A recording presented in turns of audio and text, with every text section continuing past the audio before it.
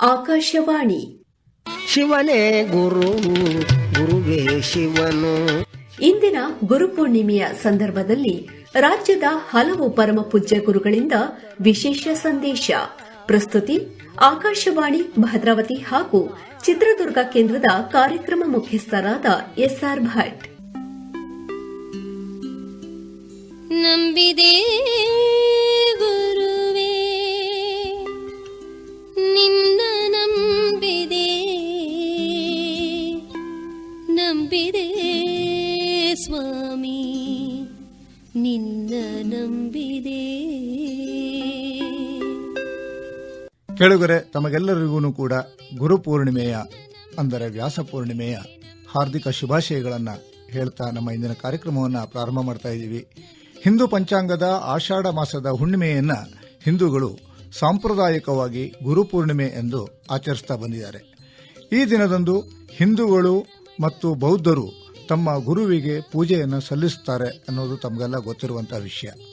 ಪೂರ್ಣಿಮೆಯ ದಿನ ಗುರು ಸೂತ್ರದ ಪ್ರಭಾವ ಬೇರೆ ಬೇರೆ ದಿನಗಳಿಗಿಂತ 1000 ಪಟ್ಟು ಹೆಚ್ಚು ಪ್ರಭಾವಶಾಲಿಯಾಗಿರುತ್ತೆ. ಗುರು ಅನ್ನುವ ಶಬ್ದ ಗು ಮತ್ತು ರು ಅನ್ನುವ ಮೂಲ ಪದಗಳನ್ನು ಹೊಂದಿದ್ದು, ಸಂಸ್ಕೃತ ಭಾಷೆಯಲ್ಲಿ ಗು ಅಂದರೆ ಅಂಧಕಾರ ಅಥವಾ ಅಜ್ಞಾನ, ರು ಅಂದರೆ ಕಳೆಯುವ ಅಥವಾ ದೂರ ಮಾಡುವ ಎನ್ನುವಂತಹ ಅರ್ಥ ಇದೆ. ಅದಕ್ಕೆ ಗುರು ಅಂದರೆ ಅಂಧಕಾರ ಅಥವಾ ಅಜ್ಞಾನವನ್ನು ದೂರ ಮಾಡುವವರು ಎನ್ನುವಂತಹ ಅರ್ಥ ಬರುತ್ತೆ. ಬಹುತೇಕ ಜನರು ಗುರುವನ್ನ ತಮ್ಮ ಜೀವನದ ಅವಿಭಾಜ್ಯ ಅಂಗವಾಗಿ ಪರಿಗಣಿಸ್ತಾ ಬಂದಿದ್ದಾರೆ. ಗುರುವೇ ನಿನ್ನ ನಾಮರೆದಿರುವೆನೆ. ಶಾರದಾ ಶಂಕರ ಪೀಠದ ಹರಿಹರಪುರ ಮಠದ ಶ್ರೀ ಸ್ವಯಂ ಪ್ರಕಾಶ ಸಚ್ಚಿದಾನಂದ ಸರಸ್ವತಿ ಮಹಾಸ್ವಾಮಿಗಳು ಬೆಂಗಳೂರಿನಲ್ಲಿ ಚಾತುರ್ಮಾಸ್ಯವನ್ನು ಆಚರಿಸಿಕೊಳ್ಳುತ್ತಿದ್ದು, ಅವರು ನೀಡಿದ ಸಂದೇಶವನ್ನ ಈಗ ಕೇಳಿಸ್ತಾ ಇದ್ದೀವಿ. ಆತ್ಮೀಯರೇ, ಇವತ್ತು ಈ ವರ್ಷದ ಗುರು ಪೂರ್ಣಿಮೆಯನ್ನು ನಾವು ಶ್ರದ್ಧಾಭಕ್ತಿಯಿಂದ ಆಚರಿಸ್ತಾ ಇದ್ದೇವೆ.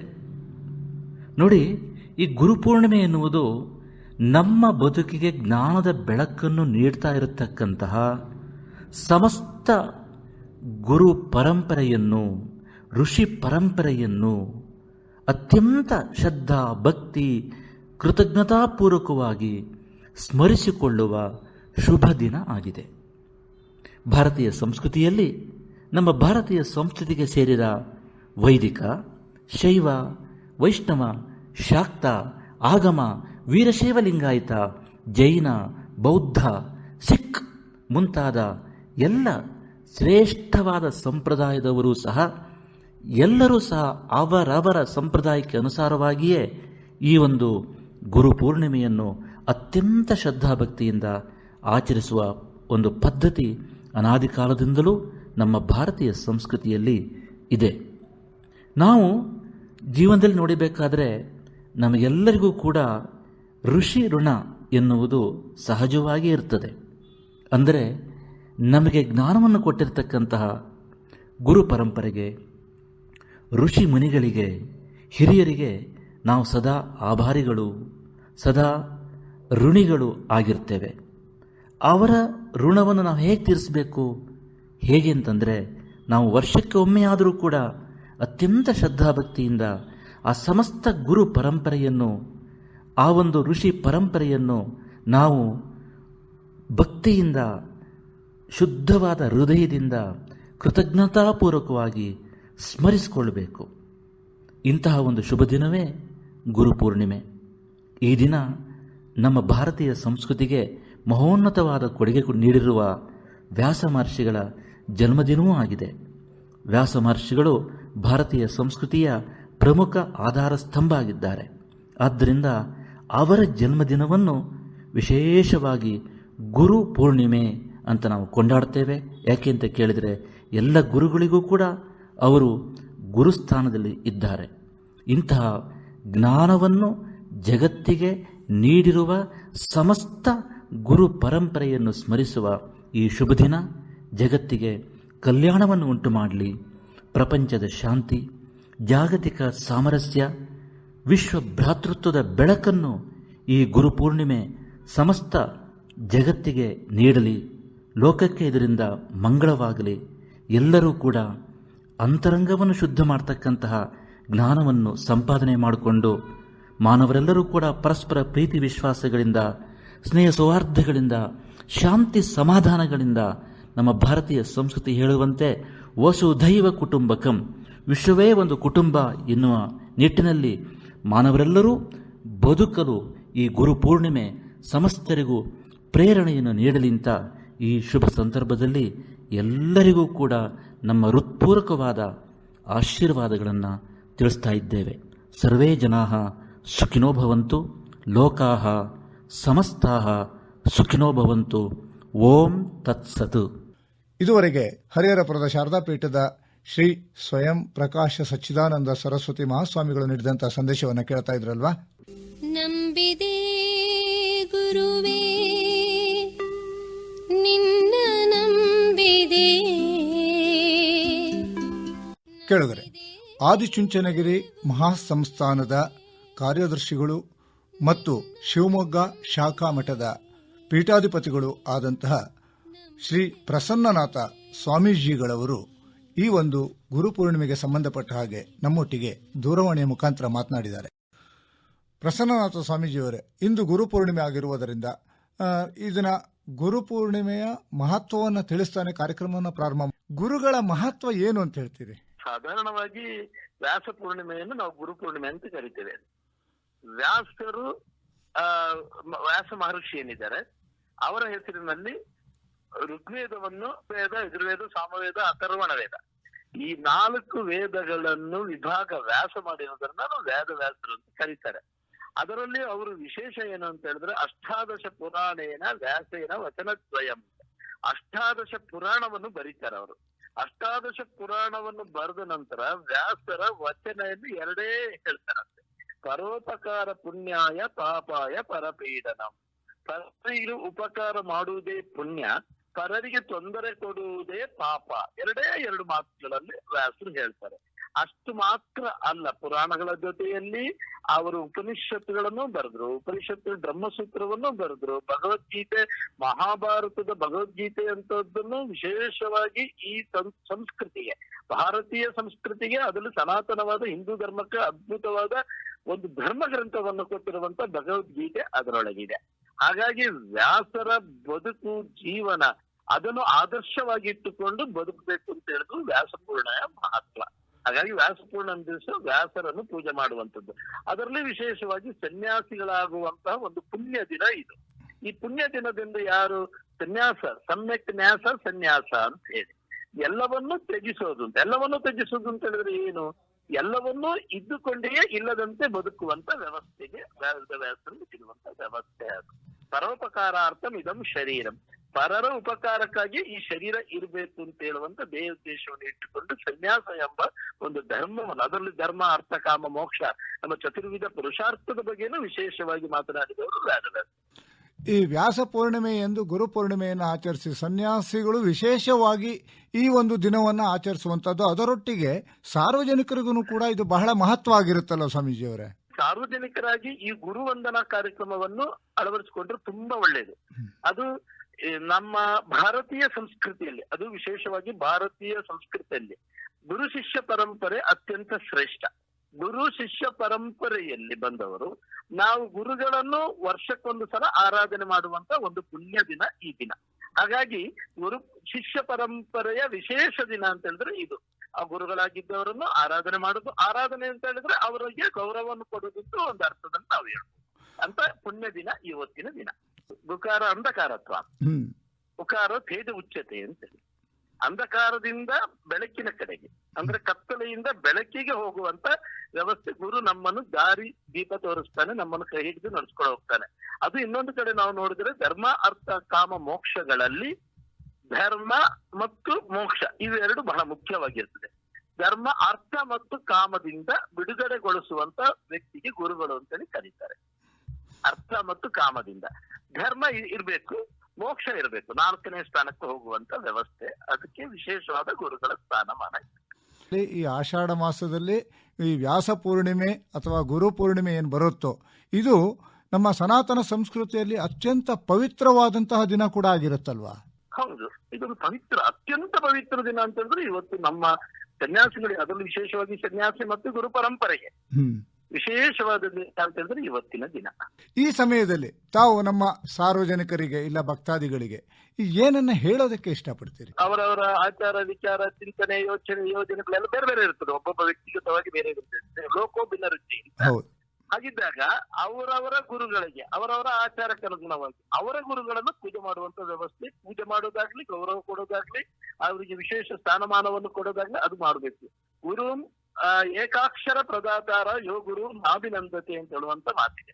ಒಂದಕ್ಷರವನ್ನು ಹೇಳಿಕೊಟ್ಟ ಗುರುಗಳನ್ನು ಯಾರು ಅಭಿನಂದಿಸುವುದಿಲ್ವೋ ಸ್ಮಶಾನೇ ಜಾಯತೆ ವೃಕ್ಷ ಕಂಕ ಗೃದ್ರ ನಿಷೇವಿತ ಅಂತ ಹೇಳುವಂತ ಮಾತಿದೆ. ಅವನು ಸ್ಮಶಾನದಲ್ಲಿ ಹುಟ್ಟಿ ಗಿಡ ಹದ್ದುಗಳಿಂದ ಸೇವಿಸಲ್ಪಡ್ತಾನೆ ಅಂತ ಹೇಳುವಂತ ಮಾತಿದೆ. ಹಾಗಾಗಿ ಇವತ್ತಿನ ಗುರುಗಳನ್ನು ಸ್ಮರಣೆ ಮಾಡುವಂತ ಪುಣ್ಯ ದಿನ ಇವತ್ತಿನ ದಿನ. ಇದು ಸುಕೃತ ಫಲ, ಪೂರ್ವ ಜನ್ಮದ ಫಲ. ಜನ್ಮಾಂತರದಲ್ಲಿ ಗುರು ತನ್ನ ಬಂಧನವನ್ನು ಕಲಿಯುವಂತೆ ಅನುಗ್ರಹಿಸುವಂತ ಪುಣ್ಯ ದಿನ ಅಂತ ಹೇಳಿ ಇದನ್ನು ನಾವು ಆಚರಣೆ ಮಾಡ್ತೇವೆ. ಸಾಮಾನ್ಯವಾಗಿ ಶಿಕ್ಷಕರ ದಿನಾಚರಣೆಯನ್ನ ಆಚರಿಸೋದನ್ನ ನೋಡ್ತೀವಿ ಸೆಪ್ಟೆಂಬರ್ 5. ಆದರೆ ನಮ್ಮ ಸನಾತನ ಸಂಸ್ಕೃತಿಯಲ್ಲಿ ಇಂದು ಒಂದು ಅರ್ಥದಲ್ಲಿ ಶಿಕ್ಷಕರ ದಿನಾಚರಣೆನೂ ಗುರು ದಿನಾಚರಣೆನೂ ಆಗಿರುತ್ತಲ್ವಾ? ಹೌದು, ಲೌಕಿಕ ಮತ್ತು ಅಲೌಕಿಕ ಅಂತ ಎರಡು ಬದುಕಿರುತ್ತೆ. ಲೌಕಿಕವಾಗಿ ಶಿಕ್ಷಕರ ದಿನಾಚರಣೆ ನಾವು ಡಾಕ್ಟರ್ ಸರ್ವಪಲ್ಲಿ ರಾಧಾಕೃಷ್ಣನ್ ಅವರ ಹೆಸರಿನಲ್ಲಿ ನಾವು ಶಿಕ್ಷಕರ ದಿನಾಚರಣೆಯನ್ನು ಆಚರಣೆ ಮಾಡ್ತೇವೆ. ಅವರು ಒಳ್ಳೆ ತತ್ವಜ್ಞಾನಿ ಆಗಿದ್ರು ಸಹ, ಆದ್ರೆ ಅದು ಲೌಕಿಕವಾಗಿರುತ್ತೆ. ಅಲೌಕಿಕವಾಗಿ ಏನಿದೆ ಅಂತ ಹೇಳಿದ್ರೆ ನಾವು ಅಲೌಕಿಕದ ಕಡೆ, ಆಧ್ಯಾತ್ಮಿಕದ ಕಡೆಗೆ ಹೋಗುವಂತ ಪುಣ್ಯ ದಿನ ವ್ಯಾಸ ಪೂರ್ಣಿಮೆ ದಿನ. ಗುರುವಿನ ಕೃಪಾಶೀರ್ವಾದ, ಗುರುವಿನ ಕರುಣಾ ಕಟಾಕ್ಷ ಪ್ರತಿಯೊಬ್ಬರಿಗೆ ಸಿಕ್ಲಿ ಅಂತ ಹೇಳಿ ಆ ಭಗವಂತನಿಂದ ನಮ್ಮೆಲ್ಲರ ಪ್ರಾರ್ಥನೆ. ಆದಿಚುಂಚನಗಿರಿ ಮಠದ ಕಾರ್ಯದರ್ಶಿಗಳು ಮತ್ತು ಶೃಂಗೇರಿ ಮತ್ತು ಶಿವಮೊಗ್ಗ ಶಾಖಾ ಮಠದ ಪೀಠಾಧಿಪತಿಗಳು ಆದಂತಹ ಪ್ರಸನ್ನನಾಥ ಸ್ವಾಮಿಗಳವರ ಮಾತನ್ನ ಇದುವರೆಗೆ ಕೇಳ್ತಾ ಇದ್ರಿ. ಗುರುವಿನ ಗುಲಾಮನಾಗುವ ತನಕ ದೊರೆಯದಣ್ಣ ಮುಗುತಿ, ಗುರುವಿನ ಗುಲಾಮನಾಗುವ ತನಕ ದೊರೆಯದಣ್ಣ ಮುಗುತಿ. ಹಿಂದೂ ಪರಂಪರೆಯ ಶ್ರೇಷ್ಠ ಗುರುಗಳಲ್ಲಿ ಒಬ್ಬರಾದಂತಹ ವೇದವ್ಯಾಸ ಮಹರ್ಷಿಗಳ ಜನ್ಮದಿನದ ಅಂಗವಾಗಿ ಈ ಹಬ್ಬವನ್ನು ಆಚರಿಸ್ತಾ ಬಂದಿದ್ದಾರೆ ಹಿಂದೂಗಳು. ವೇದವ್ಯಾಸ ಮಹರ್ಷಿಗಳು ಈ ದಿನ ಹುಟ್ಟಿದ್ದಲ್ಲದೆ ಆಷಾಢ ಶುಕ್ಲ ಪಕ್ಷದ ಪ್ರಾರಂಭದಿಂದ ಬ್ರಹ್ಮಸೂತ್ರಗಳ ರಚನೆಯನ್ನ ಪ್ರಾರಂಭಿಸಿದರು. ಈ ದಿನ ಆ ಶುಕ್ಲ ಪಕ್ಷ ಕೊನೆಗೊಳ್ಳುತ್ತೆ. ಇದರ ಸ್ಮರಣಾರ್ಥವಾಗಿ ಈ ದಿನದಂದು ಬ್ರಹ್ಮಸೂತ್ರಗಳ ಪಠಣವನ್ನು ಕೂಡ ಮಾಡಲಾಗುತ್ತೆ. ಮಳೆಗಾಲದ ಚಾತುರ್ಮಾಸದಲ್ಲಿ ಬರುವಂತಹ ಈ ಗುರು ಪೂರ್ಣಿಮೆಯಂದು ಸನ್ಯಾಸಿಗಳು ತಮ್ಮ ಗುರುಗಳಿಗೆ ಪೂಜೆ ಸಲ್ಲಿಸುತ್ತಾರೆ. ಚಾತುರ್ಮಾಸ್ಯದಲ್ಲಿ ಸನ್ಯಾಸಿಗಳು ಸಾಮಾನ್ಯವಾಗಿ ಒಂದೇ ಸ್ಥಳದಲ್ಲಿ ಇದ್ದು ಭಕ್ತಾದಿಗಳಿಗೆ ಪ್ರವಚನವನ್ನು ನೀಡುತ್ತಾರೆ. ಈ ವರ್ಷ ಶ್ರೀ ರಾಮಚಂದ್ರಾಪುರ ಮಠ, ನಮ್ಮ ಹೊಸನಗರದ ಮೂಲ ಮಠ ರಾಮಚಂದ್ರಾಪುರ ಮಠದ ಪೀಠಾಧ್ಯಕ್ಷರಾದಂತಹ ಶ್ರೀ ರಾಘವೇಶ್ವರ ಭಾರತಿ ಮಹಾಸ್ವಾಮಿಗಳು ಗೋಕರ್ಣದಲ್ಲಿ ಚಾತುರ್ಮಾಸ ವ್ರತವನ್ನು ಇಂದಿನಿಂದ ಕೈಗೊಳ್ಳುತ್ತಾ ಇದ್ದಾರೆ. ಆ ಹಿನ್ನೆಲೆಯಲ್ಲಿ ಪೀಠಾಧಿಪತಿಗಳಾದಂತಹ ಶ್ರೀ ರಾಘವೇಶ್ವರ ಭಾರತಿ ಸ್ವಾಮೀಜಿಯವರನ್ನ ದೂರವಾಣಿಯ ಮುಖಾಂತರ ಮಾತನಾಡಿಸಿ ನಿಮಗೆ ಒಂದಿಷ್ಟು ಮಾಹಿತಿಯನ್ನ ಕೊಡೋ ಪ್ರಯತ್ನವನ್ನು ಮಾಡ್ತಾ ಇದ್ದೀವಿ. ಹರಿರಾಮ. ರಾಘವೇಶ್ವರ ಭಾರತಿ ಮಹಾಸ್ವಾಮಿಗಳೇ, ನಮ್ಮ ಕೇಳುಗರಿಗೆ ಚಾತುರ್ಮಾಸ್ಯವನ್ನ ತಾವು ಇಂದಿನಿಂದ ತಗೋತೀರಿ ಅನ್ನುವಂಥದ್ದು ಗೊತ್ತಿರುವಂತದ್ದು.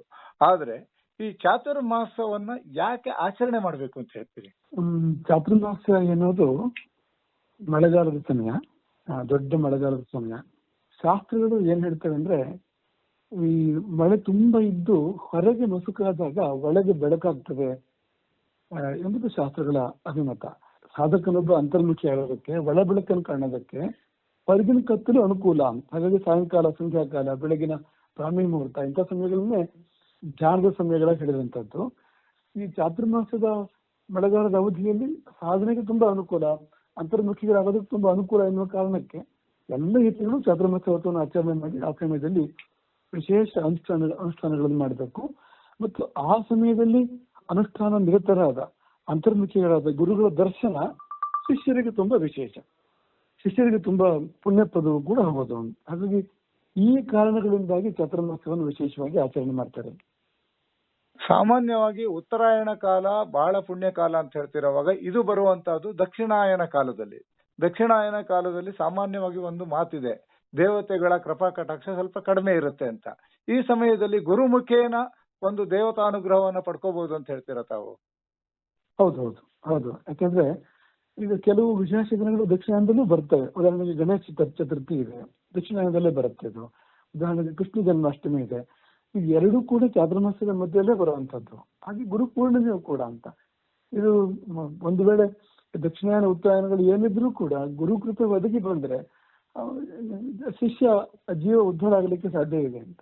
ಹರಮುನಿದರೆ ಗುರು ಕಾಯುವನು ಅನ್ನುವಂಥದ್ದಿದೆ. ಅಂದ್ರೆ ಈ ಸಮಯದಲ್ಲಿ ಯಾವುದೇ ಕಷ್ಟಕೋತ್ತಲಗಳಿದ್ರೂ ಕೂಡ ಗುರು ಮುಖೇನ ನಾವು ಅದನ್ನ ಪರಿಹರಿಸ್ಕೋಬಹುದು ಅಂತ ಒಂದು ಭಾವನೆಯನ್ನು ಇಟ್ಕೋಬಹುದಲ್ವಾ ಈ ಸಮಯದಲ್ಲಿ? ಅವಶ್ಯವಾಗಿ ಯಾಕಂದ್ರೆ ಗುರು ಬ್ರಹ್ಮ, ಗುರು ವಿಷ್ಣು, ಗುರು ದೇವ ಮಹೇಶ್ವರ ಅಂತ ಹೇಳುವಾಗ ಅದಕ್ಕಿಂತ ಮೇಲಕ್ಕೆ ಗುರು ಸಾಕ್ಷಾತ್ ಪರಂ ಬ್ರಹ್ಮ ಅಂತ ತ್ರಿಮೂರ್ತಿ ಸ್ವರೂಪನೂ ಹೌದು, ಅದಕ್ಕಿಂತ ಮೇಲೂ ಕೂಡ ಹೌದು ಅಂತ ಹೇಳೋದ್ರಿಂದ ಇತರ ದೇವತೆಗಳ ಪ್ರಕೋಪವನ್ನು ಶಮನ ಮಾಡುವ ಯೋಗ್ಯತೆ ಗುರುವಿಗಿರುತ್ತದೆ. ಇವತ್ತು ಗುರು ಪೂರ್ಣಿಮೆ ಇರೋದ್ರಿಂದ ಈ ಗುರು ಪೂರ್ಣಿಮೆಯ ಸಮಯದಲ್ಲಿ ನಮ್ಮ ಕೇಳುಗರಿಗೆಲ್ರಿಗೂ ಕೂಡ ತಾವು ಏನ್ ಹೇಳೋದಕ್ಕೆ ಇಷ್ಟಪಡ್ತೀರಿ ರಾಘವೇಶ್ವರ ಸ್ವಾಮಿಗಳೇ?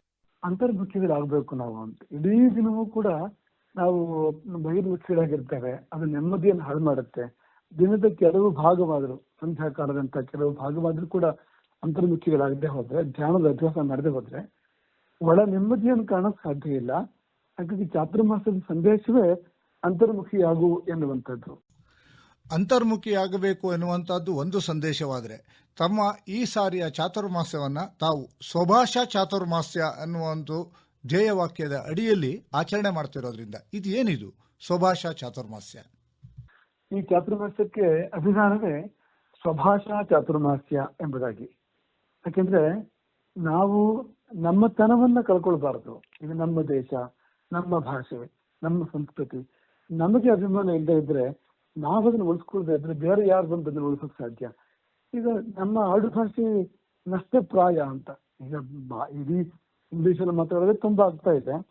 ಕನ್ನಡ ಮಾತಾಡುವಾಗ್ಲೂ ಕೂಡ ತುಂಬಾ ಆಂಗ್ಲ ಪದಗಳು ಬಳಕೆ ಆಗಿ ಎಷ್ಟೋ ಕನ್ನಡ ಶಬ್ದಗಳು ಮರೆಯಾಗಿ ಹೋಗ್ತಾ ಇದೆ. ಹಾಗಾಗಿ ಮತ್ತೆ ನಾವು ಶುದ್ಧ ಕನ್ನಡವನ್ನ ಉಳಿಸಿ ಬೆಳೆಸೋ ಕೆಲಸ ಆಗ್ಬೇಕು. ನಮ್ಮ ಅಪ್ಪಾಜಂದ್ರು ಮಾತಾಡಿರ್ತಕ್ಕಂಥ ಶಬ್ದಗಳು ಉಳಿಬೇಕು ಅನ್ನೋ ಕಾರಣಕ್ಕೆ ಒಂದು ಪ್ರಯತ್ನ ಸ್ವಭಾಷಾ ಚಾತುರ್ಮಾಸ್ಯ, ಒಂದು ಪ್ರೇರಣೆ ಕೊಡೋ ದೃಷ್ಟಿಯಿಂದ ಅಂತ. ಸ್ವಭಾಷಾ ಅಂತಂದ್ರೆ ಕೇವಲ ಕನ್ನಡ ಒಂದೇ ಅಲ್ಲ, ಮನೆ ಮಾತನ್ನು ಕೂಡ ಅಳವಡಿಸಿಕೊಳ್ಳೋದು ಅಷ್ಟೇ ಪ್ರಾಮುಖ್ಯತೆಯನ್ನು ಹೊಂದಿರುತ್ತಲ್ವಾ? ತನ್ನ ಮಾತೃಭಾಷೆ ಅನ್ನೋ ಅರ್ಥದಲ್ಲಿ ಇರುವಂತದ್ದು. ಈಗ ಕನ್ನಡದ ಉಪಭಾಷೆಗಳಿದಾವೆ, ಅವರವ್ರ ಮನೇಲಿ ಮಾತಾಡ್ಕೊಳ್ಳುವಂಥದ್ದು, ಅವ್ರು ಅದನ್ನ ಮಾತಾಡ್ಲೇಬೇಕು. ತಮ್ಮ ಮನೆ ಭಾಷೆಗಳನ್ನ ಮರೀಲೇಬಾರದು ಮತ್ತು ಅಲ್ಲಿ ಕಳೆದು ಹೋದ ಶಬ್ದಗಳನ್ನು ನೆನಪು ಮಾಡ್ಕೋಬೇಕು ಅಂತ. ಯಾಕಂದ್ರೆ ಒಂದು ಶಬ್ದ ಕಳೆದು ಹೋಯ್ತು ಅಂದ್ರೆ ಅದ್ರ ಹಿಂದೆ ಒಂದು ಸಂಸ್ಕೃತಿ ಸಂಸ್ಕಾರ ಇರ್ತದೆ, ಅದು ಕಷ್ಟ ಕಳೆದು ಹೋಗ್ಬಿಡ್ತೇವೆ ಅದು ಅಂತ.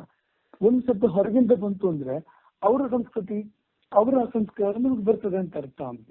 ಉಭಯ ರೀತಿಯಲ್ಲಿ ನಷ್ಟ ಅದು ಅಂತ. ಹಾಗಾಗಿ ಮನೆ ಭಾಷೆಗಳನ್ನ ಖಂಡಿತವಾಗಿ ನಾವು ಓದ್ಕೊಳ್ಬೇಕು ಅಂತ.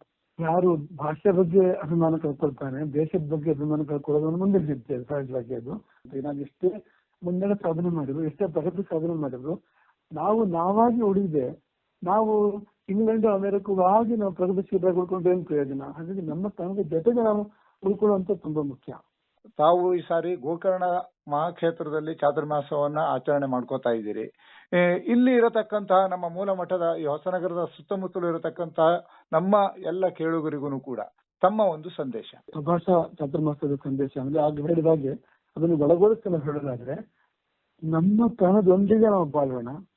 ನಾಡು ನುಡಿಗಳು, ನಮ್ಮ ನಾಡು, ನಮ್ಮ ನುಡಿ, ನಮ್ಮ ಸಂಸ್ಕೃತಿ ಸಂಪ್ರದಾಯ ಇದನ್ನು ಮರಿದೆ ನಾವಾಗಿ ಬಾಳೋಣ. ಜೊತೆಯಲ್ಲಿ ಅಂತರ್ಮುಖತೆಯನ್ನ, ಧ್ಯಾನವನ್ನ ಅಥವಾ ಒಂದಿಷ್ಟು ಹೊತ್ತು ಯೋಗ ಇಂಥದ್ದನ್ನ ತಪ್ಪನೇ ಜೀವನದಲ್ಲಿ ಇಟ್ಕೊಳ್ಳೋಣ ಅಂತ. ಎರಡು, ಈಶ್ವರನ ನಂಬಿ ಒಂದಿಷ್ಟು ಹೊತ್ತು ಜೀವನದಲ್ಲಿ ಈಶ್ವರನಿಗೆ ಕೊಟ್ಟು ಒಂದಿಷ್ಟು ಹೊತ್ತು ಅಂತರ್ಮುಖತೆಯನ್ನು ಸಾಧನೆ ಮಾಡಿ ಬಾಳುವಂಥದ್ದು. ಬಹಿರ್ಮುಖರಾಗಿ ಬಾಹ್ಯ ಜೀವನ ಮಾಡ್ಬೇಕಾದ್ರೆ ನಮ್ಮ ತನ ಕಳ್ಕೊಳ್ಳದೆ ನಮ್ಮ ನಾಡು ನುಡಿ ಸಂಸ್ಕೃತಿ ಪರಂಪರೆ ಭಾಷೆಯನ್ನು ಇಟ್ಟುಕೊಂಡು ನಾವು ನಮ್ಮ ಜೀವನ ಮಾಡುವಂಥದ್ದು, ಇದೇ ಸಂದೇಶ. ಸ್ವಭಾಷೆಯ ಬಗ್ಗೆ ಪ್ರೀತಿ ಪ್ರೇಮವನ್ನ ಇಟ್ಕೊಳ್ಳಿ ಎನ್ನೋ ಆಶಯದೊಂದಿಗೆ ನಮಸ್ಕಾರ, ಧನ್ಯವಾದ. ಹರಿರಾಮ. ಗುರುರಾಯ ಭವಹರ ಹರಿಪ್ರಿಯ ಗುರುರಾಯ ಗುರುರಾಯ. ಬೌದ್ಧರು ಸಾಂಪ್ರದಾಯಿಕವಾಗಿ ಈ ಹಬ್ಬವನ್ನ ಗೌತಮ ಬುದ್ಧನ ಪ್ರಥಮ ಧರ್ಮೋಪದೇಶದ ಅಂಗವಾಗಿ ಆಚರಿಸ್ತಾ ಬಂದಿದ್ದಾರೆ. ಈ ದಿನ ಗೌತಮ ಬುದ್ಧನು ಉತ್ತರ ಪ್ರದೇಶದ ಸಾರಾನಾಥದಲ್ಲಿ ತನ್ನ ಪ್ರಥಮ ಧರ್ಮೋಪದೇಶ ನೀಡಿದ ಯೋಗ ಸಂಪ್ರದಾಯದಲ್ಲಿ ಈ ದಿನವನ್ನ ಶಿವನು ಸಪ್ತರ್ಷಿಗಳಿಗೆ ಯೋಗ ವಿದ್ಯೆಯನ್ನ ಧಾರೆ ಎರೆದು ಪ್ರಥಮ ಗುರು ಆದ ದಿನ ಎನ್ನುವಂತಹ ನಂಬಿಕೆಯಿಂದನೂ ಕೂಡ ಆಚರಿಸುತ್ತಾರೆ. ಈ ಗುರುಪೂರ್ಣಿಮೆಗೆ ಸಂಬಂಧಪಟ್ಟ ಹಾಗೇನೆ ಬೆಕ್ಕಿನ ಕಲ್ಮಠದ ಶ್ರೀ ಡಾಕ್ಟರ್ ಮಲ್ಲಿಕಾರ್ಜುನ ರಾಜೇಂದ್ರ ಮಹಾಸ್ವಾಮಿಗಳು ಈ ಒಂದು ಗುರುಪೂರ್ಣಿಮೆಗೆ ಸಂಬಂಧಪಟ್ಟಂತೆ ಒಂದಿಷ್ಟು ಮಾಹಿತಿಯನ್ನ ನಮ್ಮೊಟ್ಟಿಗೆ ದೂರವಾಣಿಯ ಮುಖಾಂತರ ಹಂಚಿಕೊಂಡಿದ್ದಾರೆ. ಇಂದು ಗುರುಪೂರ್ಣಿಮೆ ಇರೋದ್ರಿಂದ ಗುರುಪೂರ್ಣಿಮೆಯ ಮಹತ್ವವನ್ನು ತಾವು ಏನ್ ಹೇಳ್ತೀರಿ? ಮನುಷ್ಯನ ಜೀವನದಲ್ಲಿ ಒಂದು ಮಾರ್ಗದರ್ಶನ, ಭರವಸೆ, ಆತ್ಮವಿಶ್ವಾಸ ಇವೆಲ್ಲವನ್ನು ತುಂಬಲಿಕ್ಕೆ ನಮಗಿರುವಂತಹದ್ದು ಒಂದು ದೇವರು, ಭಗವಂತ. ಆದ್ರೆ ದೇವರು ನಿರಾಕಾರವಾಗಿರುವಂತಹ ಭಗವಂತನಲ್ಲಿ ನಾವು ನಂಬಿಕೆ, ಶ್ರದ್ಧೆಯನ್ನ ಇಟ್ಕೊಂಡು ಆರಾಧಿಸುವಂತಹದ್ದು ಸರಿನೇ. ಆದ್ರೆ ಆ ಭಗವಂತನ ವ್ಯಕ್ತ ರೂಪವೇ ಬಹುಶಃ ಗುರು ಅಂತ. ದೇವರು ಎಲ್ಲಾ ಕಡೆ ಕಾಣಿಸ್ಕೊಳಕ್ ಆಗಲ್ಲ ಅಂತೇನೆ ಗುರುಗಳ ರೂಪದಲ್ಲಿ ಇರ್ತಾನಂತೆ. ಹಾಗಾಗಿ ಆ ಗುರು ಅಂತಂದ್ರೆ ಅವನು ಒಂದ್ ರೀತಿ ನಮ್ಮಲ್ಲಿರ್ತಕ್ಕಂಥ ಅಜ್ಞಾನವನ್ನು ಕಳೆದು ಜೀವನದಲ್ಲಿರ್ತಕ್ಕಂಥ ನೋವುಗಳನ್ನ ಅಥವಾ ಸಮಸ್ಯೆಗಳನ್ನ ಪರಿಹರಿಸಿಕೊಂಡು ಆತ್ಮವಿಶ್ವಾಸದಿಂದ ಮುನ್ನುಗ್ಗಲಿಕ್ಕೆ ಒಂದು ಧೈರ್ಯವನ್ನ, ಉತ್ಸಾಹವನ್ನ ತುಂಬುವಂತಹದ್ದು ಒಂದು ಶಕ್ತಿ. ಆ ಶಕ್ತಿಗೆ ವ್ಯಕ್ತ ರೂಪವೇ ಗುರು. ಅಂತ ಗುರುವನ್ನ ನಾವು ಆರಾಧಿಸುವುದು, ಆ ಗುರುವನ್ನು ಗೌರವಿಸುವುದು, ಗುರುವಿನ ಮಾರ್ಗದರ್ಶನ ಪಡ್ಕೊಳ್ಳುವುದು ಅತ್ಯಂತ ಅಗತ್ಯ. ಹಾಗಾಗಿ ಆ ಹಿನ್ನೆಲೆಯಲ್ಲಿ ಗುರುಪೂರ್ಣಿಮೆ ಎನ್ನುವಂತಹದ್ದು ಒಂದು ಸಾಂಕೇತಿಕವಾಗಿದ್ರು ಕೂಡ ಗುರುಪೂರ್ಣಿಮೆ ಒಂದು ದಿನ ಅಲ್ಲ, ಜೀವನದ ಎಲ್ಲ ಹಂತಗಳಲ್ಲಿಯೂ ಕೂಡ ಗುರುವಿನ ಮಾರ್ಗದರ್ಶನ ಪ್ರತಿಯೊಬ್ಬರಿಗೂ ಕೂಡ ಅವಶ್ಯಕವಾಗಿದೆ. ಗುರು ಅಂತಂದ ಕ್ಷಣಕ್ಕೇನೆ ಕೇವಲ ಮಠಾಧಿಪತಿಗಳು ಅಥವಾ ಕಾವಿ ಧರಿಸಿದವರು ಅಂತ ಅಲ್ಲ, ಸಾಮಾನ್ಯವಾಗಿ ಎಲ್ಲರ ಒಳಿತಿಗಾಗಿ ಯಾರು ಹಂಬಲಿಸ್ತಾರೋ, ಎಲ್ಲರ ಕಲ್ಯಾಣವನ್ನ ಯಾರು ಬಯಸ್ತಾರೋ, ಯಾರು ದೀನರನ್ನ, ದುರ್ಬಲರನ್ನ, ಮತ್ತೆ ಸಮಸ್ಯೆಯಲ್ಲಿ ಸಿಲುಕಿದವರನ್ನ, ದುಃಖಿಗಳನ್ನ ಯಾರು ಮೇಲೆತ್ತುತ್ತಾರೋ, ಯಾರು ಧೈರ್ಯ ತುಂಬುತ್ತಾರೋ ಅವರೆಲ್ಲರೂ ಕೂಡ ಗುರು ಸಮಾನರು. ಆ ಹಿನ್ನೆಲೆಯಲ್ಲಿ ಗುರುವಿನ ಪಾತ್ರ ವ್ಯಾಪಕವಾದುದು ಮತ್ತು ವಿಶಾಲವಾದುದು, ಅರ್ಥಪೂರ್ಣವಾದುದು. ಅಂತ ಗುರುವಿನ ಸ್ಮರಣೆಯ ದಿನ ಸಾಂಕೇತಿಕವಾಗಿ ಮಾಡುವಂತದ್ದೇ ಈ ಗುರು ಪೂರ್ಣಿಮೆ ಅಂತ. ಡಾಕ್ಟರ್ ಮಲ್ಲಿಕಾರ್ಜುನ ರಾಜೇಂದ್ರ ಮಹಾಸ್ವಾಮಿಗಳೇ, ಗುರು ಪೂರ್ಣಿಮೆಯನ್ನು ಯಾಕೆ ನಾವು ಆಷಾಢ ಪೂರ್ಣಿಮೆ ಎಂದೇನೆ ಆಚರಿಸ್ತೀವಿ? ಸಾಮಾನ್ಯವಾಗಿ ಆಷಾಢ ಅನ್ನುವಂಥದ್ದು ಮಾಸಗಳಲ್ಲಿನೇ ಒಂದ್ ರೀತಿ ಕನಿಷ್ಠ ಅನ್ನುವಂತ ಭಾವನೆ ಹೇಗೆ ಪ್ರಚಾರಕ್ಕೆ ಬಂದಿದೆ, ಪ್ರಚಲಿತ ಆಗ್ತಾ ಇದೆ. ಆದ್ರೂ ಕೂಡ ಸಾಮಾನ್ಯವಾಗಿ ಪ್ರಾಕೃತಿಕವಾಗಿ ಯೋಚನೆ ಮಾಡಿದ್ರೆ ಈ ಸ್ವಾಮಿಗಳೆಲ್ಲ ಇದು ಚಾತುರ್ಮಾಸ್ಯ ವ್ರತವನ್ನ ಕೈಗೊಳ್ಳುವುದು ಈ ಮಾಸದಲ್ಲಿನೆ. ಮತ್ತೆ ಈ ಮಾಸ ಅಂತಂದ್ರೆ ಸಾಮಾನ್ಯವಾಗಿ ಮಳೆ ಮತ್ತು ಪ್ರಾಕೃತಿಕವಾಗಿ ನಮ್ಮ ಒಂದು ಬದುಕನ್ನ ರೂಪಿಸ್ಕೊಳ್ಳಿಕ್ಕೆ ಆಷಾಢ, ಶ್ರಾವಣ ಇವೆಲ್ಲವೂ ಕೂಡ. ಈ ಆಷಾಢ ಮಾಸ ಅಂತಂದ್ರೆ ಒಂದ್ ರೀತಿಯಿಂದ ವರ್ಷದ ಅಂತ್ಯ ಅಂತ ತಿಳ್ಕೊಬಹುದು ಒಂದು ಅರ್ಥದಲ್ಲಿ. ಶ್ರಾವಣದಿಂದ ನಮ್ಮ ಹಬ್ಬ, ಉತ್ಸವಗಳು ಇವೆಲ್ಲವುಗಳು ಆರಂಭ ಆಗೋದು ಶ್ರಾವಣದಿಂದ. ಹಾಗಾಗಿ ಮತ್ತೆ ಆಷಾಢ ಮಾಸ ಅಂತಂದ್ರೆ ಸಾಮಾನ್ಯವಾಗಿ ಈ ಕಾಯಕ ಮಾಡೋದಕ್ಕೆ, ಕೃಷಿ ಕಾಯಕಗಳಿಗೆ ಮತ್ತೊಂದಕ್ಕೆ ಬಹಳ ಮಹತ್ವದಂತಹ ಮಾಸನೂ ಕೂಡ ಇದು ಹೌದು. ಆ ಹಿನ್ನೆಲೆಯಲ್ಲಿ ಈ ಮಾಸದಲ್ಲಿ ನಾವು ಬೇರೆ ಏನು ಮಾಡೋದಕ್ಕಿಂತಲೂ ವರ್ಷದ ಕಾಯಕವನ್ನ ರೂಪಿಸಿಕೊಳ್ಳುವಂತ ದಿನಗಳಾದ್ರಿಂದ ಈ ಸಂದರ್ಭದಲ್ಲಿನೇ ಇಂಥವುಗಳನ್ನೆಲ್ಲ ಮಾಡ್ತಕ್ಕಂಥದ್ದು. ಮತ್ತೆ ಆಷಾಢದಲ್ಲಿ ಬಹುಶಃ ಆ ಗುರುವಿನ ಸ್ಮರಣೆ ಆಗ್ಲಿ, ಪೌರ್ಣಿಮೆಯಿಂದನೇ ನಮ್ಮ ಚಾತುರ್ಮಾಸ್ಯ ವ್ರತಗಳನ್ನ ಆರಂಭ ಮಾಡುವಂತಹದ್ದು ಒಂದು ಸಂಕೇತ ಇಟ್ಕೊಂಡು ಆಷಾಢ ಮಾಸದಲ್ಲಿ ಮಾಡ್ತಕ್ಕಂತ ಪದ್ಧತಿ ಇಟ್ಕೊಂಡಿದೀವಿ. ಮತ್ತೆ ಸಾಮಾನ್ಯವಾಗಿ ಸಾಮಾನ್ಯ ಜನರ ತಿಳುವಳಿಕೆ ಅಂತ ಕೆಟ್ಟದ್ದು ಅಲ್ಲ, ಖಂಡಿತ. ಅದು ಒಂದ್ ರೀತಿ ಪ್ರಕೃತಿ ನಮಗಾಗಿ ಕೊಟ್ಟಿರುವಂತಹ ಇಂಥ ಧಾರ್ಮಿಕ ಅಥವಾ ಬೇರೆ ಬೇರೆ ಕಾರ್ಯಕ್ರಮಗಳನ್ನ, ಸಾಮಾಜಿಕ ಕಾರ್ಯಕ್ರಮಗಳನ್ನ ಈ ಮಾಸದಲ್ಲಿ ಹಮ್ಮಿಕೊಳ್ಳೋದ್ರಿಂದ ನಿತ್ಯದ ಕಾಯಕಕ್ಕೆ ತೊಂದರೆ ಆಗ್ತದೆ ಅನ್ನೋ ಕಾರಣಕ್ಕಾಗಿ ಅವನ್ಯಾವುದು ಈ ಸಂದರ್ಭದಲ್ಲಿ ಮಾಡದ ಹಾಗೆ ಬೇರೆ ಸಂದರ್ಭಗಳಿಗೆ ಶ್ರಾವಣದಿಂದ ಆರಂಭ ಮಾಡ್ಲಿಕ್ಕೆ ಅದಕ್ಕೆಲ್ಲ ಕಾಯಕ ಮುಗಿದಿರುತ್ತೆ. ಆ ಹಿನ್ನೆಲೆಯಲ್ಲಿ ಶ್ರಾವಣ ಮಾಸದಿಂದ ಆರಂಭವಾಗ್ತದೆ. ಮತ್ತೆ ಈ ಹಿನ್ನೆಲೆಯಲ್ಲಿ ಪೌರ್ಣಮಿ ಎನ್ನುವಂತಹದ್ದು ಬಹಳ ಅರ್ಥಪೂರ್ಣವಾದಂತಹ ದಿನ. ಚಂದ್ರ ಪರಿಪೂರ್ಣ ರೂಪವನ್ನ ಪಡ್ಕೊಳ್ಳುವಂತ ಒಂದು ದಿನವಾದ್ರಿಂದ ಬಹುಶಃ ಆ ಜ್ಞಾನದ ಸಂಕೇತವೂ ಕೂಡ ಅದು ಹೌದು, ಪರಿಪೂರ್ಣತೆಯ ಸಂಕೇತ. ಆ ಸಂಕೇತದ ಪ್ರತಿರೂಪವೇ ಗುರು ಅಂತೇಳಿ. ಹಾಗಾಗಿ ಪೌರ್ಣಮಿಯ ದಿನವನ್ನೇ ನಾವು ಗುರು ಪೂರ್ಣಿಮೆ ಅಂತ ಆಚರಿಸುವಂತ ಪದ್ಧತಿಯನ್ನ ರೂಢಿಸ್ಕೊಂಡಿದ್ದೀವಿ. ಮತ್ತೆ ವ್ಯಾಸ ಅಂದ್ರೆ ಮಹಾ ಋಷಿ ಮತ್ತು ತಪಸ್ವಿ, ಮಹಾಜ್ಞಾನಿ. ಮತ್ತೆ ಅಂತ ಒಬ್ಬ ಮಹಾಪುರುಷನ ಜನ್ಮದಿನವೂ ಕೂಡ ಅವತ್ತಾಗಿರೋದ್ರಿಂದ ಆ ಹಿನ್ನೆಲೆಯಲ್ಲಿ ಗುರುವಿನ ಸ್ಥಾನವನ್ನ ಅವರಿಗೆ ಕೊಟ್ಟು ಆ ಗುರು ಪೂರ್ಣಿಮೆಯ ಸಂಕೇತವಾಗಿ ಇಲ್ಲಿ ಆಚರಣೆಯನ್ನು ಮಾಡಲಾಗ್ತಾ ಇದೆ. ಸ್ವಾಮೀಜಿ ಅವರ ಕೊನೆಯದಾಗಿ ನಮ್ಮ ಕೇಳುಗರಿಗೆ ಗುರು ಪೂರ್ಣಿಮೆಯ ಸಂದೇಶವನ್ನು ತಾವೇನು ಹೇಳ್ತೀರಿ? ಪ್ರತಿಯೊಬ್ಬ ಮನುಷ್ಯನಿಗೂ ಕೂಡ ಅರಿವೇ ಗುರು ಅಂತನೂ ಕೂಡ ಶರಣರ ವಾಣಿ ಇದೆ, ವಚನ ಮಾತು. ಅರಿವನ್ನ ಸಂಪಾದಿಸಿಕೊಳ್ಳಿಕ್ಕೂ ಕೂಡ ಮೊದಲು ಗುರುವಿನ ಮಾರ್ಗದರ್ಶನ ಬೇಕು. ಇನ್ನು ಗುರುಗಳು ಅನ್ನುವಂಥದ್ದು, ಗುರುವಿನ ಮಹತ್ವ ಪ್ರತಿಯೊಬ್ಬರಿಗೂ ಇದೆ. ಅದು ಎಲ್ಲಿದೆ ಸಾಂಕೇತಿಕವಾಗಿ ಅಕ್ಷರ ಕಲಿಸಿದ ಗುರುವಿನಿಂದ ಹಿಡ್ಕೊಂಡು ಜ್ಞಾನ ಮಾರ್ಗವನ್ನ ಬೋಧಿಸಿದಂತ ಗುರುಗಳನ್ನ ಹಿಡ್ಕೊಂಡು ಕೊನೆಗೆ ಅವನು ಯಾವ ಮಟ್ಟಕ್ಕೆ ಮುಟ್ಟಬೇಕು ಅಂತಂದ್ರೆ ತನ್ನ ಅರಿವನ್ನ ಸಂಪಾದಿಸಿಕೊಂಡಂತವನಾಗಿ ತನ್ನ ಅರಿವೇ ಗುರು ಅನ್ನುವಂತ ಒಂದು ಸ್ಥಿತಿಗೆ ಅವನು ತಲುಪಬೇಕು ಅನ್ನುವಂಥದ್ದು ಈ ಒಂದು ಹಿನ್ನೆಲೆ ಉದ್ದೇಶ. ಬೆಕ್ಕಿನ ಕಲ್ಮಠದ ಪೀಠಾಧಿಪತಿಗಳಾದಂತಹ ಡಾಕ್ಟರ್ ಮಲ್ಲಿಕಾರ್ಜುನ ರಾಜೇಂದ್ರ ಸ್ವಾಮೀಜಿಗಳ ಮಾತನ್ನ ಇದುವರೆಗೆ ಕೇಳ್ತಾ ಇದ್ರಿ. ನಂಬಿದೆ ಗುರುವೇ ನಿನ್ನ ನಂಬಿದೆ ನಂಬಿದೆ ಗುರುವೇ. ಈ ಒಂದು ಗುರುಪೂರ್ಣಿಮೆಯ ಸಂದರ್ಭದಲ್ಲಿ ಶ್ರೀಮನ್ ಮಹಾಮಧ್ವಾಚಾರ್ಯ ಮೂಲ ಮಹಾಸಂಸ್ಥಾನ ಶ್ರೀ ಕೂಡ್ಲಿ ಆರ್ಯ ಅಕ್ಷೋಭ ತೀರ್ಥ ಮಠದ ರಘುವಿಜಯ ತೀರ್ಥ ಶ್ರೀಪಾದಂಗಳು ಆಶೀರ್ವಚನ ನೀಡಿದ್ದು ಹೀಗೆ. ಶ್ರೀ ಗುರುಭ್ಯೋ ನಮಃ. ಹರಿ ಓಂ. ಹರೌರುಷ್ಟೇ ಗುರುಸ್ತ್ರಾತ ಗುರೌರುಷ್ಟೇನ ಕಶ್ಚನ ಅನ್ನುವಂಥ ಒಂದು ಸ್ಮೃತಿಯ ಮಾತು. ಗುರೌರುಷ್ಟೇ, ಗುರುಗಳು ಒಂದು ಹಿಟ್ಟಿಗೆದೆ ಸರ್ವಥ ಯಾರು ರಕ್ಷಣೆ ಮಾಡಲಾರರು ಅಂತನ್ನುವಂಥ ಮಾತಿನಿಂದ ಆ ಗುರುವಿನ ಮಹತ್ವ ಏನು ಅಂತ ನಮಗೆ ಈ ಒಂದು ಮಾತನ್ನು ಹೇಳಿಕೊಡ್ತಾ ಇದೆ. ಅದಕ್ಕೋಸ್ಕರ ಗುರುಗಳ ಸ್ಥಾನ ದೊಡ್ಡ ಸ್ಥಾನ ಜಗತ್ತಿನೊಳಗೆ. ಮತ್ತು ಇನ್ನೂ ಒಂದು ಮಾತು, ಗುರುಪ್ರಸಾದೋ ಬಲವಾದ. ಗುರುಪ್ರಸಾದ ಅತ್ಯಂತ ಬಲಿಷ್ಠವಾದದ್ದು. ಇದನ್ನು ನಾವು ಪುರಾಣಗಳಲ್ಲಿ ಉಪನಿಷತ್ತುಗಳಲ್ಲಿ ಉಪಕೋಸಲ ಮತ್ತು ಸತ್ಯಕಾಮರ ವಿಷಯದಲ್ಲಿ ಕಾಣುತ್ತಾ ಇದ್ದೇವೆ. ಸತ್ಯಕಾಮ ಅನ್ನುವಂಥ ವಿದ್ಯಾರ್ಥಿ ಗುರುಕುಲಕ್ಕೆ ಹೋದ. ಅವನಿಗೆ ಗುರುಗಳು ನಾಲ್ಕು ಆಗಳು ಕೊಟ್ಟು 1000 ಆಗಳು ಮಾಡಿಕೊಮ್ಮ ಅಂತ ಹೇಳಿದರು. ಆ ರೀತಿ ಅವರ ಪಾಲನೆ ಮಾಡುವಂಥವನಾಗಿದ್ದಾನೆ. 1000 ಆಗಳ ತಿರುಗಿ ಬಂದ. ಅವನಿಗೆ ಬ್ರಹ್ಮದೇವರು, ವಾಯುದೇವರು, ಅಗ್ನಿ, ವರುಣ ಬಂದು ಸಾಕ್ಷಾತ್ ಉಪದೇಶ ಮಾಡುವಂಥವರಾಗಿದ್ದಾರೆ. ಅಂಥ ಗುರುಪ್ರಸಾದ. ಉಪಕೋಸಲನಿಗೆ ಅದೇ ರೀತಿಯಾಗಿ ಅಗ್ನಿಗಳು ಬಂದು ಜ್ಞಾನೋದಯ ಮಾಡಿದರು, ದಾನ ಕೊಟ್ಟರು. ಮತ್ತು ಅದೇ ರೀತಿ ಅನೇಕರಾಗಿರತಕ್ಕಂಥ ಯಾರ್ಯಾರು ಸಿದ್ಧಿ ಪಡೆದ ಎಲ್ಲ ಗುರುಗಳ ಅನುಗ್ರಹದ ಕಾರಣ. ಅದಕ್ಕೆ ಭಗವಂತ ಗುರುಗಳಲ್ಲಿ ಇದ್ದುಕೊಂಡು ಅನುಗ್ರಹ ಮಾಡ್ತಾನೆ. ಭಗವಂತ ಅನುಗ್ರಹ ಮಾಡ್ತಕ್ಕಂಥವನು ಗುರುಗಳು ಇದ್ದುಕೊಂಡು ಅನುಗ್ರಹ ಮಾಡ್ತಾ ಇದ್ದಾನೆ. ಅದಕ್ಕೆ ಅವನು ನಾರಾಯಣ ಅಂತ ಅವನು ಗುರು ತದ್ವಾರ ಅನುಗ್ರಹ ಕೃತತ್ವ ನಾರಾಯಣ ಅಂತ ಅವನಿಗೆ ನಿರ್ವಚನವನ್ನು ಮಾಡ್ತಾ ಇದ್ದಾರೆ. ಆದ್ದರಿಂದ ಗುರುಗಳ ಅನುಗ್ರಹ ಜಗತ್ತಿನಲ್ಲಿ ಸರ್ವತಾ ಇಲ್ಲದೆ ಏನೇನೂ ಆಗಲಾರದು. ಭಗವಂತನ ಕಡೆ ಹೋಗ್ತೀವಿ ನಾವು ಶಕ್ಕಿಲ್ಲ. ಅಪ್ಪಿತು ಗುರುದ್ವಾರ ಭಗವಂತ ಹೇಳಿದ ಮಾತಿದು. ನಾನು ಅನುಗ್ರಹ ಮಾಡ್ತೇನೆ, ಗುರುದ್ವಾರ ಮಾಡೋದಾಗಿದ್ದೇನೆ ಅಂತ ಹೇಳಿದ. ಅದಕ್ಕೋಸ್ಕರವಾಗಿ ಇಂತಹ ಗುರುಗಳು ಅತ್ಯಂತ ಅವಶ್ಯ ಮತ್ತು ಅನಿವಾರ್ಯ ನಮಗೆಲ್ಲ ಉದ್ಧಾರಕ್ಕೋಸ್ಕರವಾಗಿ. ಆ ಶ್ರೇಷ್ಠ ಗುರು ಭಗವಂತನ ವೇದವ್ಯಾಸದೇವರ ಗುರುವಾಗಿ ಭೂಮಿಯಲ್ಲಿ ಅವತಾರ ಮಾಡಿದ್ದಾನೆ. ಅವತಾರ ಮಾಡಿ ವೇದಗಳೆಲ್ಲವನ್ನು ಕೂಡ ಸರಿಯಾಗಿ ವಿಭಾಗ ಮಾಡಿ ಅವುಗಳ ಒಂದು ಉದ್ಧಾರವನ್ನು ಮಾಡಿ ಮತ್ತು ಯಥಾರ್ಥಕ್ಕೋಸ್ಕರವಾಗಿ ಮಹಾಭಾರತವನ್ನ ಪುರಾಣಗಳನ್ನು ರಚನೆ ಮಾಡುವಂಥವನಾಗಿ ಎಲ್ಲ ಯಥಾರ್ಥ ಜ್ಞಾನ ಇದಮಿತ್ತಂ ಭಗವಂತ ಸರ್ವೋತ್ತಮನಾಗಿದ್ದಾನೆ, ಅವನನ್ನು ನಂಬಬೇಕು, ಅವನು ಬಿಟ್ಟು ಬೇರೆ ಗತಿ ಇಲ್ಲ, ಅನ್ಯಥಾ ಶರಣಂ ನಾಸ್ತಿ ಅನ್ನುವಂತಹ ಜ್ಞಾನ ಕೊಟ್ಟಂಥವರು ಗುರುಗಳಾದ್ದರಿಂದ ಅಂತಹ ಗುರುಗಳ ಒಂದು ಸ್ಮರಣೆಯನ್ನು ಮಾಡುವಂತಹ ಪೂರ್ಣಿಮಾ ಗುರು ಪೂರ್ಣಿಮಾ. ಅವತ್ತಿನ ದಿವಸ ಸಮಸ್ತರಾದ ಆ ಗುರುಗಳನ್ನು ನಾವು ಸ್ಮರಣೆ ಅವಶ್ಯ ಮಾಡಬೇಕು. ಆ ಗುರುಗಳ ಅನುಗ್ರಹದಿಂದ ಭಗವಂತ ಪ್ರೀತನಾಗಿ ನಮಗೆಲ್ಲ ಅನುಗ್ರಹವನ್ನು ಅವಶ್ಯವಾಗಿ ಮಾಡೇ ಮಾಡ್ತಾ ಇದ್ದಾನೆ ಅನ್ನುವಂತಹ ನಿಶ್ಚಯವಿದೆ. ಆ ಕಾರಣದಿಂದ ಗುರುಗಳ ಒಂದು ಸ್ಥಾನ ಮುಕ್ತಿಗೇನು ಬೇಕು ಅಂಥ ವಿದ್ಯೆ ಕೊಡು ಗುರುಗಳು. ಸಾ ವಿದ್ಯಾಸ ಯಾ ಮುಕ್ತಿ ಗಮ್ಯತೆ.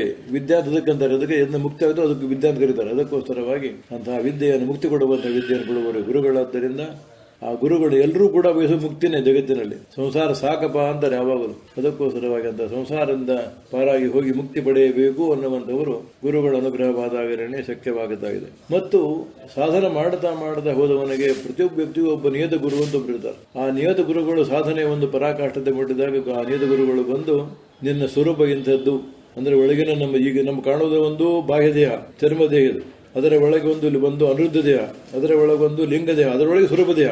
ಆ ಸ್ವರೂಪ ದೇಹ ಎಂಥದ್ದು ನಮಗೆ ಗೊತ್ತಿಲ್ಲ. ಅದಕ್ಕೋಸ್ಕರವಾಗಿ ನಿನ್ನ ಸ್ವರೂಪ ದೇಹ ಇಂಥದ್ದು ನಿನಗೆ ಅನುಗ್ರಹವಾಗುತ್ತಾಗಿದೆ ಎಂದು ಗುರುಗಳು ಹೇಳಿದಾಗ ಮಾತ್ರ ಆ ರೀತಿ ನಮಗೆ ಭಗವಂತನನ್ನು ಕಾಣ ಶಕ್ಯವಾಗುತ್ತದೆ. ಆದ್ದರಿಂದ ಭಗವಂತನ ಕಾಣಲಿಕ್ಕೆ ಆ ಗುರುಗಳ ಒಂದು ಮಾರ್ಗ ಅತ್ಯಂತ ಅವಶ್ಯವಾಗಿದೆ. ಅದಕ್ಕೋಸ್ಕರವಾಗಿ ಗುರುಗಳ ಅನುಗ್ರಹ ಬೇಕು ಅನ್ನೋಕ್ಕೋಸ್ಕರ ಈ ಗುರುಪೂರ್ಣೆಯನ್ನು ಶ್ರದ್ಧೆಯಿಂದ ಆಚರಣೆ ಮಾಡಿದಾಗ ನಮಗೆ ಗುರುಗಳು ಅನುಗ್ರಹ ಮಾಡ್ತಾ ಇದ್ದಾರೆ. ಅಂತ ಗುರುಗಳ ಒಲವೇ ನಮಗೆಲ್ಲ ನಿರಂತರವಾಗಿ ಇರಲಿ ಎಂದು ಪ್ರಾರ್ಥನೆ ಮಾಡಿದ ಕೃಷ್ಣಾರ್ಪಣ. ಕೂಡ್ಲಿ ಮಠದ ಶ್ರೀ ರಘುವಿಜಯ ತೀರ್ಥ ಶ್ರೀಪಾದಂಗಳ ಮಾತನ್ನ ಕೇಳ್ತಾ ಇದ್ರಿ. ಇನ್ನು ಮುಂದೆ ನಮ್ಮ ಶಿವಮೊಗ್ಗ ಬಸವ ಕೇಂದ್ರದ ಪೀಠಾಧಿಪತಿಗಳಾದಂತಹ ಡಾಕ್ಟರ್ ಬಸವ ಮರಳಸಿದ್ದ ಸ್ವಾಮೀಜಿಯವರು ಒಂದಿಷ್ಟು ಮಾತನ್ನ ನಮ್ಮೊಟ್ಟಿಗೆ ದೂರವಾಣಿಯಲ್ಲಿ ಹಂಚಿಕೊಂಡಿದ್ದಾರೆ. ಅದನ್ನ ಈಗ ಕೇಳೋಣ. ಈಗ ಸ್ವಾಮೀಜಿಯವರೇ, ಗುರುಪೂರ್ಣಿಮೆ ಬಹಳ ಪ್ರಮುಖವಾದಂತಹ ಸ್ಥಾನವನ್ನ ಸನಾತನ ಧರ್ಮದಲ್ಲಿ ಪಡ್ಕೊಳ್ಳುತ್ತೆ. ಹೌದು. ಗುರುಪೂರ್ಣಿಮೆಗೆ ಯಾಕೆ ಅಷ್ಟು ಪ್ರಾಮುಖ್ಯತೆ ಇದೆ? ನಮ್ಮಲ್ಲಿ ಪ್ರಾಚೀನವಾಗಿರ್ತಕ್ಕಂತ ಸಾಹಿತ್ಯ, ಸಂಸ್ಕೃತಿ, ಧಾರ್ಮಿಕ ಆಚಾರ ವಿಚಾರಗಳು, ಆನಂತರದಲ್ಲಿ ಆಧ್ಯಾತ್ಮದ ವಿಚಾರಗಳು ಗುರುಮುಖೇನವಾಗಿ ಪರಂಪರೆಯಿಂದ ಪೀಳಿಗೆಯಿಂದ ಪೀಳಿಗೆಗೆ ಸಾಕ್ತಾ ಬಂದಿದ್ದಾವೆ.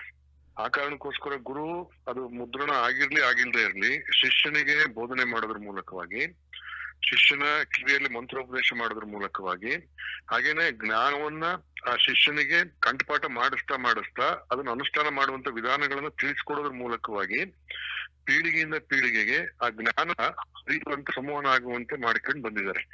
ಆ ಹಿನ್ನೆಲೆಯಲ್ಲಿ ಒಂದು ವ್ಯಾಸ ಅಥವಾ ಹುಟ್ಟಿದ ದಿನ ಅನ್ನುವಂತ ಹಿನ್ನೆಲೆಯಲ್ಲಿ ವ್ಯಾಸ ಮಹರ್ಷಿಗಳನ್ನ ಒಂದು ಕೇಂದ್ರವಾಗಿಟ್ಕೊಂಡು ಇದನ್ನ ವ್ಯಾಸ ಪೂರ್ಣಿಮೆಯನ್ನ ಗುರು ಪೂರ್ಣಿಮೆ ಅಂತ ಆಚರಣೆ ಮಾಡ್ಕೊಂಡು ಬಂದಿರತಕ್ಕಂಥದ್ದು ನಮ್ಮ ಭಾರತೀಯ ಪರಂಪರೆಯಲ್ಲಿ ಇರ್ತಕ್ಕಂಥದ್ದು.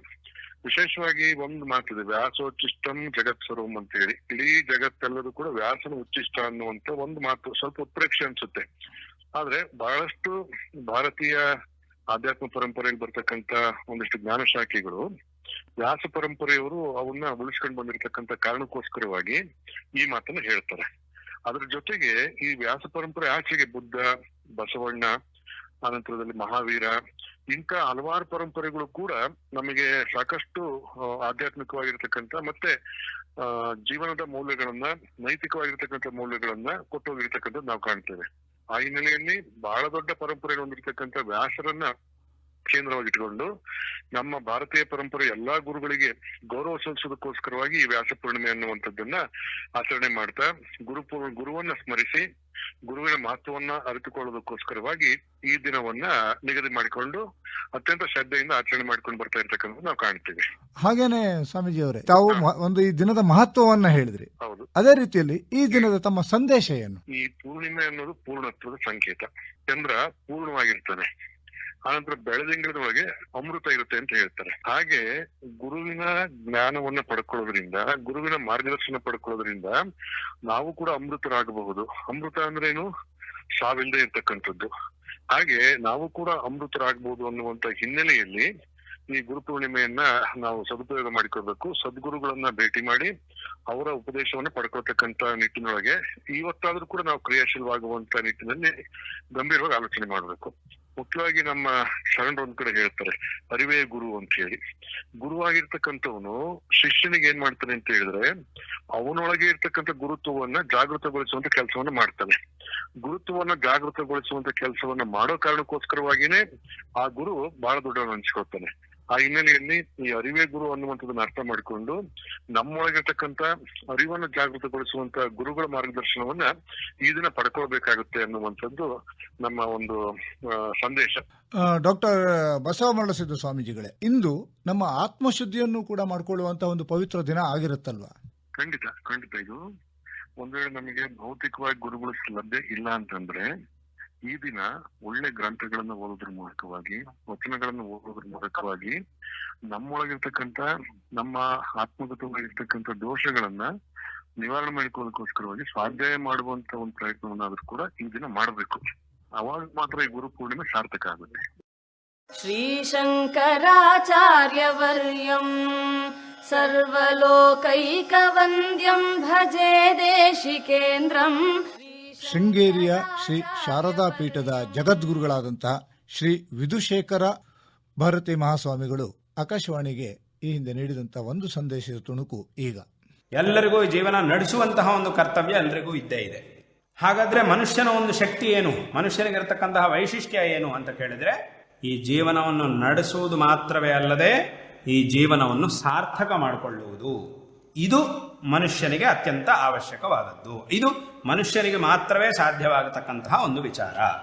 ಬೇರೆ ಪ್ರಾಣಿಗಳಿಗೆ ಜೀವನವನ್ನು ನಡೆಸುವುದು ಮಾತ್ರವೇ ಗೊತ್ತು, ಜೀವನವನ್ನು ಸಾರ್ಥಕ ಮಾಡಿಕೊಳ್ಳುವುದು ಗೊತ್ತಿಲ್ಲ. ಆ ತಿಳುವಳಿಕೆನೂ ಪ್ರಾಣಿಗಳಿಗಿಲ್ಲ. ಪ್ರಾಣಿಗಳಿಗಿರ್ತಕ್ಕಂತಹ ತಿಳುವಳಿಕೆ ಎಷ್ಟು ಅಂತ ಕೇಳಿದ್ರೆ, ತನ್ನ ಆಹಾರವನ್ನು ಹೇಗೆ ಸಂಪಾದನೆ ಮಾಡಿಕೊಳ್ಳಬೇಕು, ಬೇರೆ ಪ್ರಾಣಿಗಳಿಂದ ತನಗೆ ತೊಂದರೆ ಆದಾಗ ತನ್ನನ್ನು ಸಾಧ್ಯವಾದಷ್ಟು ಹೇಗೆ ಕಾಪಾಡಿಕೊಳ್ಳಬೇಕು, ಅಷ್ಟೇ. ಈ ತಿಳುವಳಿಕೆ ಮಾತ್ರವೇ ಪ್ರಾಣಿಗಳಿಗೆ ಇರುತ್ತೆ. ತನ್ನ ಒಂದು ಸಂತತಿಯನ್ನು ವೃದ್ಧಿ ಮಾಡಿಕೊಳ್ಳುವುದು, ತನ್ನ ಆಹಾರವನ್ನು ಸಂಪಾದನೆ ಮಾಡಿಕೊಳ್ಳುವುದು, ಬೇರೆ ಪ್ರಾಣಿಗಳಿಂದ ಆದಷ್ಟು ತನ್ನನ್ನು ಕಾಪಾಡಿಕೊಳ್ಳುವುದು, ಇಷ್ಟೇ. ಇದಕ್ಕಿಂತಲೂ ಮೇಲಿನ ತಿಳುವಳಿಕೆ ಪ್ರಾಣಿಗಳಿಗೆ ಇರುವುದಿಲ್ಲ. ಅಂದ್ರೆ ಏನು ಮೇಲಿನ ತಿಳುವಳಿಕೆ ಅಂತಂದ್ರೆ ಏನು? ಶಾಸ್ತ್ರ ವಿಚಾರಗಳನ್ನು ಮಾಡುವುದು, ಆ ವಿಚಾರಗಳನ್ನು ತಿಳ್ಕೊಳ್ಳುವುದು, ಅವುಗಳನ್ನು ಆಚರಣೆ ಮಾಡುವುದು, ಶಾಸ್ತ್ರಗಳಲ್ಲಿ ಹೇಳಲ್ಪಟ್ಟಂತಹ ಉತ್ಕೃಷ್ಟವಾದ ವಿಚಾರಗಳನ್ನು, ತತ್ವಜ್ಞಾನವನ್ನು ಪಡ್ಕೊಳ್ಳುವುದು, ಅದಕ್ಕೆ ಬೇಕಾದಂತಹ ಆಚರಣೆಗಳನ್ನು, ವಿಚಾರಗಳನ್ನು ಎಲ್ಲದನ್ನು ಮಾಡುವುದು, ಇದನ್ನ ಮಾಡಲಿಕ್ಕೆ ಪ್ರಾಣಿಗಳಿಗೆ ಆಗುವುದಿಲ್ಲ. ಮನುಷ್ಯನಿಗೂ ಸಹ ತನ್ನ ಆಹಾರವನ್ನು ಹೇಗೆ ಸಂಪಾದನೆ ಮಾಡಿಕೊಳ್ಳಬೇಕು ಮತ್ತು ತನ್ನ ಸಂತತಿಯನ್ನು ಹೇಗೆ ವೃದ್ಧಿ ಮಾಡಿಕೊಳ್ಳಬೇಕು, ತನ್ನನ್ನು ಹೇಗೆ ಕಾಪಾಡಿಕೊಳ್ಳಬೇಕು ಅನ್ನೋ ತಿಳುವಳಿಕೆ ಇದೆ. ಆದರೆ ಇಷ್ಟು ಮಾತ್ರವೇ ಸೀಮಿತ ಅಲ್ಲ. ನಾವು ಸಹ ಇಷ್ಟು ಮಾತ್ರಕ್ಕೆ ಸೀಮಿತ ಆಗಬಾರದು. ಇಷ್ಟಾಗ್ಬಿಟ್ರೆ ಆವಾಗ ಮನುಷ್ಯನಿಗೂ ಪ್ರಾಣಿಗಳಿಗೂ ವ್ಯತ್ಯಾಸ ಇಲ್ಲ ಅಂತ ಆಗ್ಬಿಡುತ್ತೆ. ಮತ್ತೆ ಏನು ಮಾಡಬೇಕು? ಇದಕ್ಕಿಂತಲೂ ಮೇಲೆ ಮನುಷ್ಯ ಹೊಂದಿರತಕ್ಕಂತಹ ವಿಶೇಷವಾದ ಯೋಗ್ಯತೆ, ವಿಶೇಷವಾದಂತಹ ಬುದ್ಧಿಶಕ್ತಿ, ವಿಶೇಷವಾದಂತಹ ವಿವೇಕ ಏನಿದೆಯೋ ಇದನ್ನು ನಾವು ಉಪಯೋಗ ಮಾಡಿಕೊಂಡು ತಾತ್ವಿಕವಾದಂತಹ ವಿಚಾರಗಳನ್ನು ಮಾಡಿ, ಶಾಸ್ತ್ರಗಳಲ್ಲಿ ಹೇಳಲ್ಪಟ್ಟಂತಹ ಸರಿಯಾದ ಮಾರ್ಗವನ್ನು ಅನುಸರಣೆ ಮಾಡಿ ಈ ಜೀವನವನ್ನ ಸಾರ್ಥಕ ಮಾಡಿಕೊಳ್ಳಬೇಕು. ಶ್ರೀ ಶೃಂಗೇರಿ ಶಾರದಾ ಪೀಠದ ಜಗದ್ಗುರುಗಳಾದಂತಹ ವಿಧುಶೇಖರ ಭಾರತಿ ಸ್ವಾಮೀಜಿಗಳವರ ಸಂದೇಶವನ್ನ ಇದುವರೆಗೆ ಕೇಳ್ತಾ ಇದ್ರಲ್ವಾ? ಈ ಒಂದು ಗುರುಪೂರ್ಣಿಮೆಯ ಸಂದರ್ಭದಲ್ಲಿ ಎಲ್ಲ ಸಂದೇಶಗಳನ್ನು ನೀಡಿದ ಸ್ವಾಮೀಜಿಗಳಿಗೆ ನಮಸ್ಕರಿಸ್ತಾ ಪುನಃ ತಮ್ಮೆಲ್ಲರಿಗೂ ಕೂಡ ಗುರುಪೂರ್ಣಿಮೆಯ ಶುಭಾಶಯಗಳು. ನಂಬಿದೆ ಗುರುವೇ